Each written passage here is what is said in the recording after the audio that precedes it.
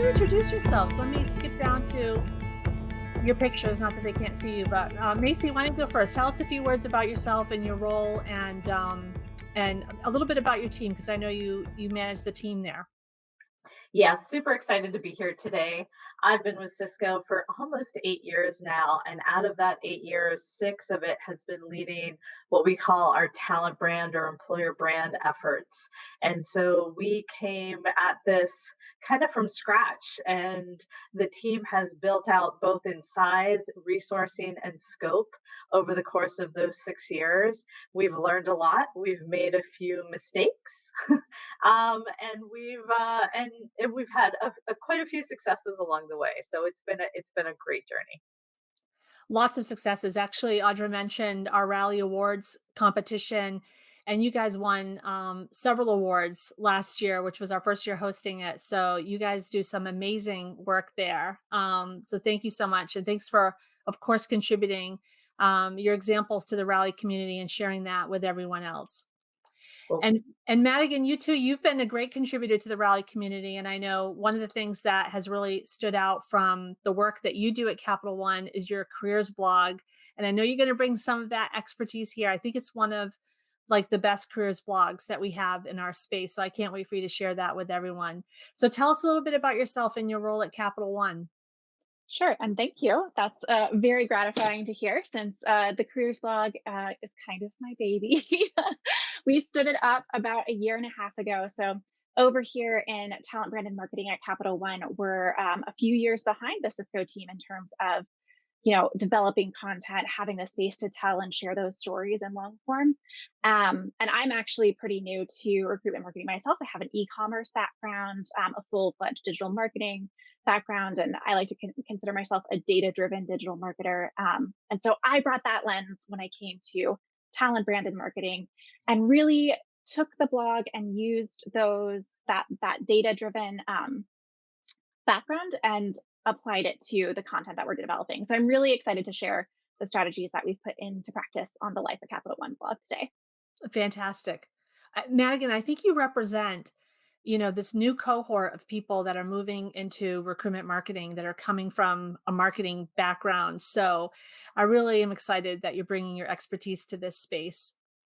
All right. So thank you guys for agreeing to share your know how with everyone here at TA Week. I think we wanted to start with just looking at a high level at what are some of those key topics, themes, and for our recruitment marketing content that we think are going to be really important to candidates this year.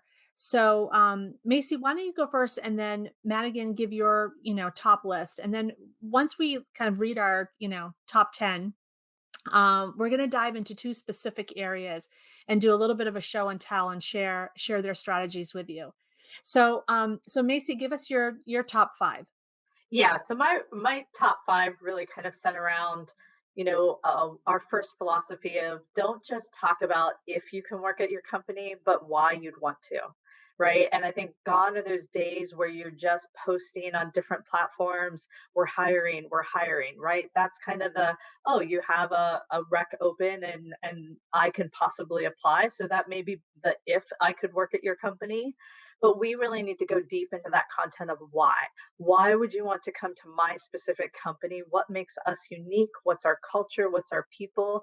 Why would you invest your career in our space? And so, really doubling down on that why piece is really important for us. And we find it really engaging with our candidates on the journey. CSR efforts after the year that we just came out of, companies really have to walk the talk in this area. So, talking about what you're doing in terms of, for us, social justice, talking about what you're doing and caring for the most vulnerable of your employees, talking about what you're doing out in the communities, not just inside. That's going to be, almost just hygiene effort, but that can also help set your companies apart. Using your employees to send those stories, that gives you the authenticity and the transparency that candidates really value, and help them along that candidate journey, what to expect, right? What are some of those milestones around that candidate journey and how are they going to navigate some of those? And then lastly, for us, it's around, can I be me? Hmm. Are there people that will challenge me, look like me, include me, and give me a sense of belonging? We kind of have this like funny saying of, tattoos, purple hair, I don't care. You can be you with us. And so I think that's also really important to showcase that you can bring your unique self to the table. Fantastic. Those are great. I totally agree with your second one. This was something that we started to see really emerge last year, and we talked a lot about it in the Rally recruitment marketing community. We used to say candidates want to see they want to know about your mission, in addition to just what it's like to work at your company. And this has taken it to a whole new level. So, fantastic. All right, Madigan, what are your top five? Yeah, I think for us, since we're really building that foundation of content that's going to help bring new potential candidates to into our pipeline, we're really concentrating on leveraging search engines and helping people find what they need to get through the recruitment process or to that apply click. So what I mean by that is really going hard for how to's, and that can be really simple stuff up to like much more complicated topics, tips for how to make it through the virtual interview process, and then really, of course, with 2020 and all of the shifts, talking about our DIB programming and how we support everyone at Capital One, the things that we all have had in place for years that help associates thrive here. And along the same topic, career development, how many programs and ways people have mentorship opportunities here, and really how you can grow your career. And then finally, thought leadership. So bringing the amazing thought leaders that we have at Capital One in their different spaces and letting them tell their story and their leadership perspective, and inspire people to come and work with us here. That's it. The last point you have on thought leadership is really interesting. I mean, there's a lot of topics that employees could talk about when we talk about employee stories, but I think for some industries and for some companies, demonstrating their thought leadership is probably very important because a lot of candidates want to make sure that they're working with, the best. I think, as Macy said, people who are going to challenge you. So that's great. And one of the two things we're going to deep dive on is going to be around diversity. So that was on both of your lists, and that's fantastic. So let's dive into the first deep dive, which is on unveiling the candidate experience. And I was just thinking, before we started this panel, that the candidate experience completely changed last year. I mean, everybody had to go to this virtual candidate experience. Companies had to quickly create a virtual candidate experience. And the way things look right now for 2021, it's not going to go away anytime soon. And I expect that even when people get back into the office, that talent acquisition teams will continue to leverage virtual recruiting. So let's see what you guys are doing there from a candidate experience perspective. And Madigan, you're going to go first. Tell us about your strategy. Yeah, thanks, Lori. So if you're new to content, like the Life at Capital One blog was, only a year and a half old, you want to share the stories that are going to help candidates most. So my advice would be to tell stories that only you can tell, that you're the authority in. And this makes sense for several reasons. Number one, it establishes you as an expert, and it helps with that SEO ranking, search engine optimization, to get more people to your site. And search engines are always looking to connect people with the best content that will answer their questions. So for candidates, that means putting on your empathy hat and asking yourself, what do I know sitting here as an employee of Capital One that someone looking to apply couldn't possibly know? And that can be really simple and basic, like this first piece on how to apply for a job at Capital One. It's one of our constant traffic drivers, giving us thousands of page views every month. Wow. Yeah, that was a surprise to me. we we should be and are the experts on our own site and how to apply for the job. We're the experts in our companies. And while it might seem incredibly simplistic, it's one of, like I said, it's one of our top ranking blogs and such a huge traffic driver from organic search. And so to take that one step further, start building content that helps candidates through the application process. So what are interviews like at your company? What tips or tricks could you give them to help them to be successful? And these will also do great in SEO and on social media. People are always looking for ways to improve and get better. So I think if you click through, you can see a virtual interview tips, the next one, Lori. And this is one that we launched right after COVID broke, and has, again, just driven tons of traffic. It's been picked up on SEO, it's on the first page. And it's just like an amazing way for candidates to feel more confident when they go into that virtual interview. They don't have to wonder or be scared, because, as we all know, like, interviewing is scary to begin with. Let's take the the the the tension, as much tension away from that as possible. And so finally, talk about the resources available at your company that will help them be successful when they get here. This article, again, seemingly really simplistic. What is a business resource group at Capital One? Explains our 7 groups' missions and how they help associates thrive. Um, and this is, so I call this Capital 101 content because it's really that foundational stuff that really helps candidates, and drives page views, and it establishes your career site as an authority, both for candidates and search engines. And most importantly, it's super helpful. And helping make the hiring process easier will help everyone from the candidate to us recruitment marketers, to the recruiters, and to hiring managers as well. So we're continuing to develop this content in 2021, mainly around our DIB efforts and other programs we have in place to support associates. And so if you want to create this content, you want to find the subject matter experts for this particular content in your company. So for a few of these were leaders of our BRGs, business resource groups, or even recruiters who have been on the job and really know how to sell Capital One to candidates. And you want to, interview these people, make sure that they understand what you're going after, and sometimes they can even help you write it, which is a really great way to get a lot of content quickly. Fantastic. Well, I don't know if I mentioned this specifically, but Madigan contributed a blog post on rallyrecruitmentmarketing.com all about the SEO benefit of her careers blog. And it's fantastic. It's amazing to see this like free organic Yeah, strategy driving so much traffic to your career site. So well I could done. share like a nice stat that a fifth of our organic traffic for 2020 came from the blog, which Wow. floored me. I mean, you put your strategy in place and you're like, this is going to work. And then it really worked. Yeah. Well done. Kudos to you.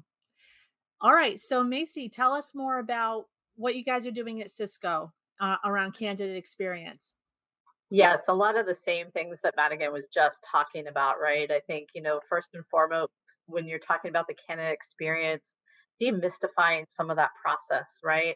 And so, whether it's we put some frequently asked questions on the blogs, or on our career site, and make sure that we address some of those milestones that you might go through as a candidate to better understand where you're at in the process, what does that look like?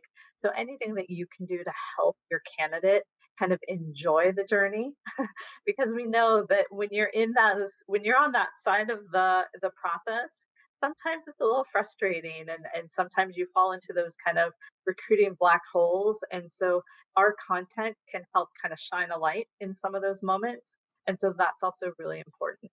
The other thing that, again, I kept talking about is helping again your candidate understand why they want to work at your company. And so using your different personas and finding those employees within your company to help talk to the different people that you want to recruit. So when they are able to talk in the same language, right? For us, it might be really deep technical talent. I can do a pretty good job writing most things, but if you force me to talk some coder language or some security cloud architect language, can't really do that. And so using your employees to help do that through that candidate experience is also pretty amazing. And then I did see that there's one question around, do we share our blogs on LinkedIn, Facebook, or is it just on our career site? The thing that we found that was most useful that we did pretty early on in our talent brand journey was we unified everything around We Are Cisco. And so when we post on LinkedIn, when we post on Facebook, Instagram, we even have a TikTok channel, it's all We Are Cisco. And so we are able to leverage and move the candidate through the content experience in a really simplified way so that they also don't get lost. And I will tell you, we didn't start off that way. Even our career site was jobs at Cisco, careers at Cisco, Mm. life at Cisco. We had to do a lot of work. And again, to hit on Madigan's great point around like SEO and all of that great stuff, is if you don't unify the way that you talk about yourself in this space and allow the candidates to find you easily, that doesn't result in a great process either. So that would be kind of like my third that I was thinking, how it all connects together. But we do cross pollinate and cross advertise on the different platforms because every candidate might have a different platform that they prefer. So allow them to be part, or to see the conversation no matter where they're at. Yeah, great point. You said something there that like makes me think of the fact that really the recruitment marketing role has evolved in many ways into a messaging, communications, and content role. And I think both of you are doing such amazing work in this space. Again, I'm really glad that you're here to share your examples. All right, so the second deep dive we wanted to do in the limited time that we have is around diversity, equity, inclusion, and belonging. And of course, this has always been important, but 2020 really showed us how important this is, particularly for candidates deciding what company they want to work at and the people at those companies that they want to work alongside. So let's start first with Macy. Tell us a little bit about how content is being used to help you support those diversity goals. The interesting thing is that in this space, it has to come from the top down, but it also has to be real from the bottom up. And so we are really, really lucky from a company purpose perspective. We launched a new purpose a year ago before COVID and all of that. Mm. And it was to power an inclusive future for all. And so I will say that's a content's dream, because we put that stake in the sand really early. It came from the top, and so all of our content delivers to what does it mean to drive an inclusive future for all. And the cool thing is, we have our employee resource groups contribute to that. We have our employees, which is a great insight into the diversity of our company, and not just with ethnicity, but also age diversity, also different, ability diversities, right? Neurodiversity. Like when we say to power an inclusive future for all, we really mean for all. And so all of our content then starts to build off of that purpose pyramid, and it just makes our job so much easier versus trying to figure out like where do we go next, how does it all connect together. Utilizing that lovely statement from the top just helps us get organized. And so again, we do all the probably a lot of the same things that Madigan does as well. It's like we use our employee resource groups. We look for those moments that happen with our employees, both inside and outside of our company, to be able to shine the light on. And again, it makes it a lot easier knowing that that's what we're all here to try to accomplish. You just described it almost like that you're not necessarily creating specific diversity content, but that everything you're doing now is through this lens of diversity and inclusion. Is that fair to say that? You nailed it, right? I think, we started off the journey with a specific focus in this area, but the beauty is we've now gotten to a point where it's almost in our DNA in everything that we've done. And so it's not a specific effort, it's just part of every piece of content that we deliver on, how it links to our overall company purpose.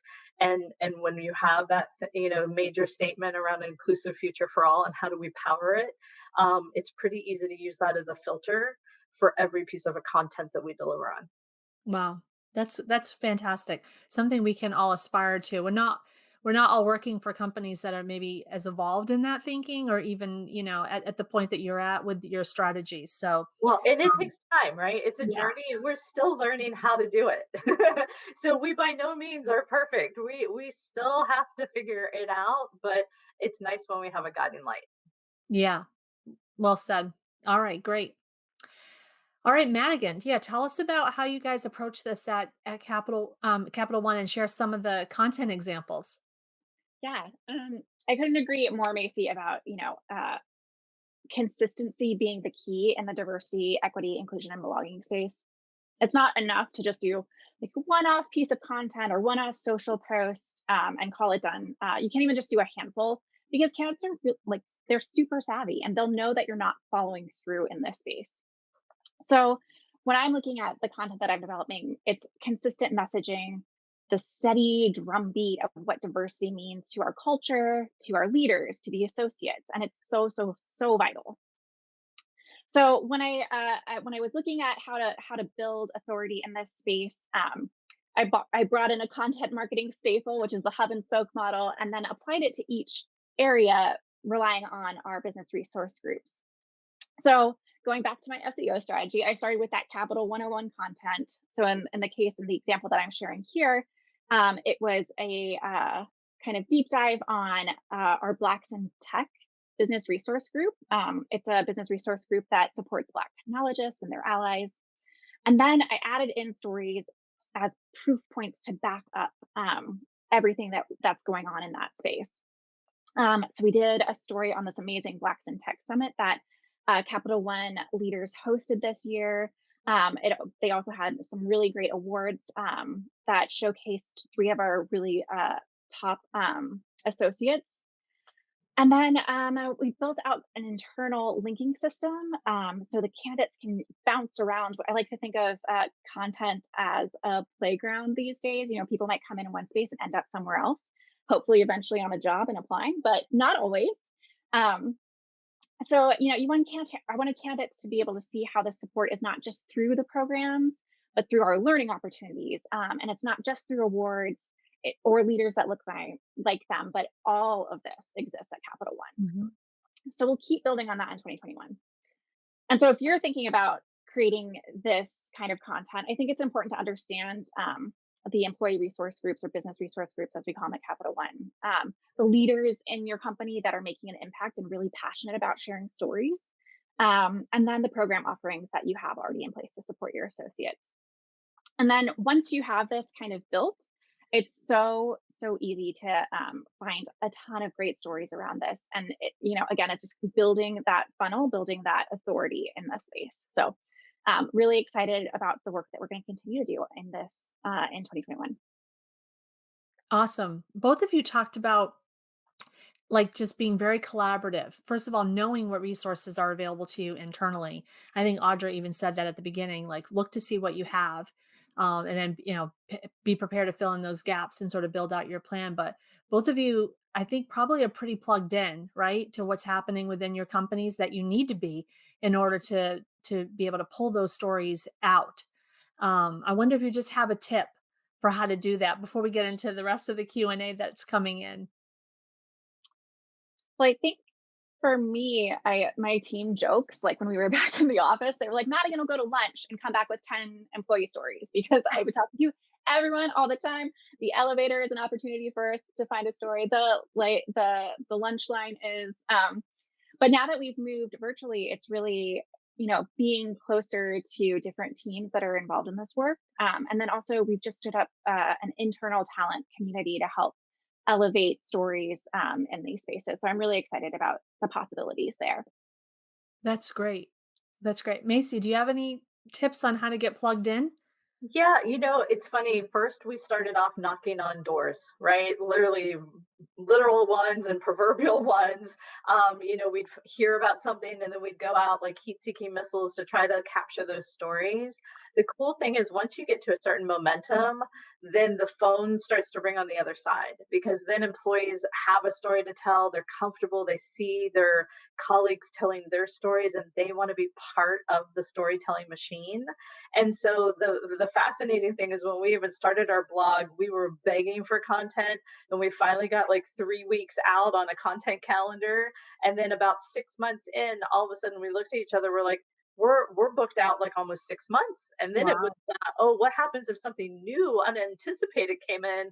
Who did we have to bump? And then we had the reverse problem of they got mad that they got bumped because they were waiting for their moment. So be careful what you wish for because sometimes the content floods in, but you do have to start somewhere, and that's where just using your network and using, your colleagues to start the momentum going.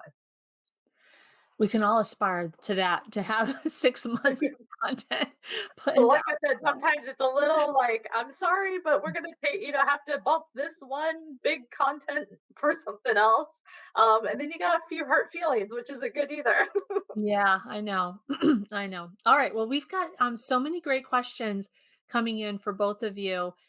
Before we, dive into the Q&A, just let me mention that the Rally Awards competition early bird deadline is this Sunday, but the final entry deadline is February 15th. So, if you think you created some great recruitment marketing or employer branding work in 2020, then I really encourage you to submit your work. You don't be shy, humble brag. It's time for you to get recognized, okay? You guys deserve this. So let's grab some of the questions that have come through. So one of the questions was, how do you get your employees using the hashtag We Are Cisco? I know that's something you guys have been working at for quite a long time. So if someone is starting a life at or a We Are hashtag, how can you get them going with that? Yeah, one of the things I will just say, we just kicked off our sixth annual, what we call Love Where You Work campaign. And this has been instrumental in getting all 75,000 employees to start using those hashtags. 6 years ago, we started, hey, love where you work. Tell us why you love where you work. But in order to do that, you need to use the We Are Cisco hashtag so that we can track it. We can put you into our competition. We gave away water bottles. This year, we actually have an executive that came up with a really cool Cisco cardigan, and it has a little Cisco logo on it, and he's worn it in our company meeting. So we call it the Todd cardigan. And so that is now our prize for our employees. And we are now in our 6th year of this contest. So again, it sounds really kind of weird and crazy, but the momentum that that has driven to allow employees to now unify around a certain hashtag. We allow inter team competitions, and the way that you can do that is using the We Are Cisco hashtag with HR or engineering or finance, so the teams can kind of have great competitions together. So it's been a great way for us to kind of rally around the hashtag, also get employees to share their stories, and the content that we get in this one contest almost allows us to go throughout the rest of the year. Wow. Fantastic. It's amazing to build up your pipeline that way. Yeah, Yeah. really smart. And Madigan, this is a question for you. So you mentioned writing for the blog, right? I'm sure you want to get contributions as well. But if someone, can't get employees to write for the blog and you've got so many stories that you want to tell, like do you ghostwrite? Do you hire somebody on Upwork to come in and do some copywriting? Like how do you actually produce the content? Yeah, we kind of have a varied approach. Sometimes it is finding the content on our intranet. That does exist. We have a really robust, 50,000 associates. So people are writing on there all the time. So sometimes it's just finding that and then tweaking it to make it work externally, either in their voice or, bringing it into more of a branded voice. Um, we also have a copywriter on the team, but she can't do everything. There's a lot going on, even though she's amazing. Um, so we have partnered with Stories Inc. to help produce some of those stories, and that's a nice experience too, especially if you're dealing, working with kind of thought leaders, people who are you're used to a little bit more of you know a a nice experience. Not that we're not nice, but they like that that additional external touch point. And so Stories has done a great job for us in helping us bring more content faster to the blog, especially this fall when we were, hitting some other struggles with COVID and production of photos and stuff. Like that was a really great resource to be able to rely on. And how did you get support for this cross-functional blog? That's another question that came up was, was there did you have to get permission? I mean, how did you just launch it? Um, it was a really long process. I won't lie. When I came to Capital One, I got straight into Google Analytics and was like, you know, coming from an e-commerce background, I was really confused about traffic patterns. I was like, this is like nothing I've ever seen. We're really missing this organic traffic. What is going on? And so basically from like week two, I was like, we have to up our content game. We have to do more. And luckily I have some really great leadership who just really believed in it and pushed it forward. And then partnering with our web agency, they had just like made this new product, and so we were one of the first to test into that. And that's been a really great relationship as well of getting that live. And so from an internal perspective, we didn't really have to ask permission as much as socialize like the why, like why should we be doing this, why should we be putting resources around it. And once people, and honestly, like once it was live, the questions stopped. Like there was once they could see it, and understood the impact and understood that, oh yeah, people are coming to this, and then they can see the jobs right there on the left, and the click-through rate to jobs from the blog is also incredible. So it once it was live, it was really celebrated within Capital One. I will say that like you kind of just have to like believe and go for it. That would be my advice. Believe. Well, you also brought, like I said, all this great marketing experience, so you knew that this was gonna work. Yeah. So give yourself some credit. Thanks, Lori. Well, I think that's it for the questions, except there was one, and I don't know if we have time for it, but there's one really important question which we see all the time in our webinars and our events at Rally, which is how do you build that relationship with marketing and communications? And it might be too long. Maybe we'll save that for the networking if we're able to like pop over to the networking lounge. Well, I'll even just take a quick stab at it. It's yes, this is a question I get all the time. And to be honest, when we started this journey, I called it frenemies with Yeah. corporate marketing. And, because it's like you're trying to be friends, you're all on the same team, but yet you're a little territorial over who's doing what. And when some of the talent brand stuff starts taking off, right, then they get a little defensive. And, it's a journey, right? And I think the best way to get over that frenemy part and just get to the friends and to the team part is set some common goals that you guys can both figure out your way to contribute to. We always kind of say like we want to be the employee voice, but there's still the customer voice, there's still the executive voice, there's still the shareholder voice, there's the product voice. And so how do we ensure that all of those voices unify? Because when that happens, you get to the end result so much better. So it takes time, it takes shared goals, it takes putting your ego at the door a little bit, and understanding some of the problems that they're having versus and getting them to understand some of the problems you're having. And so eventually I can say like there is hope, you can get there.